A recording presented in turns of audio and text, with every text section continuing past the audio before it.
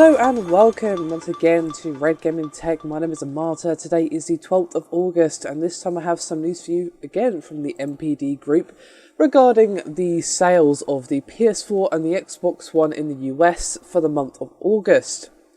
Now, what's rather interesting is that there has been a rather large explosion in hardware growth, which of course has been led by the PS4 and the Xbox One, and has managed to offset the declines in physical software sales in the US in August, and this is, as I said, according to NPD.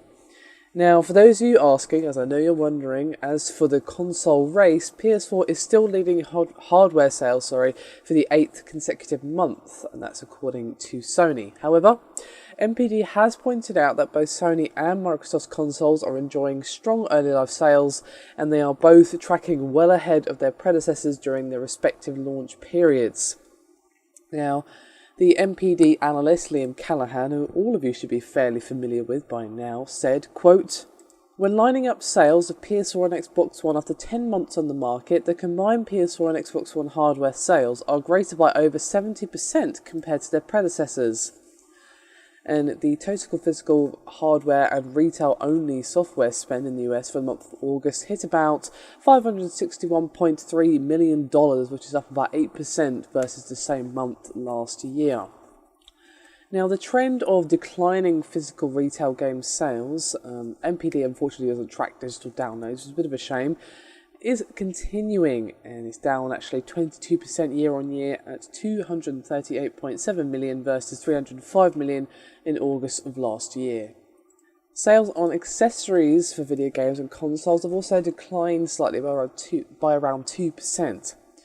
Therefore, the 8% increase in overall spending can be pretty much solely put on the shoulders and the huge jump of hardware sales, with the Xbox One and PS4 driving hardware spend up 116% year on year in August, up to $231.6 million. And Liam further noted, quote, 8th generation hardware represented close to 70% of August 2014 hardware sales, which is the highest percentage share since the release of the Xbox One and the PS4 back in November 2013. Now, the NPD group don't tend to disclose hardware sales, but as I mentioned earlier in this video, Sony actually mentioned that the PS4 was #1 in hardware sales for the 8th consecutive month and remains in the lead in the race. Now, despite the fact that the Xbox One is still catching up, it's still behind the PS4, Microsoft have expressed pleasure at the Xbox One's August performance and went on to say, quote, "Xbox One sales are on a positive trajectory, nearly doubling sales in August in the US compared to July, due in part to strong demand for the Xbox One Madden NFL 15 bundle." Now, moving on to software. Speaking of Madden NFL 15, it actually topped the US physical retail software sales in August, just edging out Diablo 3, Reap of Souls, and Minecraft, which is still going stupidly strong. And Liam Callahan once more noted, quote, "Deep declines in 7th generation software, 57%, were not offset by growth in 8th generation software, leading to a net decrease of console software sales of $47 million. However, for those of you who are wondering, as I know some of you are undoubtedly curious, we have the full physical retail software chart. As I said earlier, NPD does not track digital sales. So, we have Madden at the top, followed by Diablo, followed by Minecraft, The Last of Us at #4, that's both versions by the way, Call of Duty Ghosts, Lego Marvel Superhero at #6, Plants vs Zombies Garden Warfare at #7, Watch Dogs still riding high at #8, Battlefield 4 at #9, and Lego Movie Video Game at #10.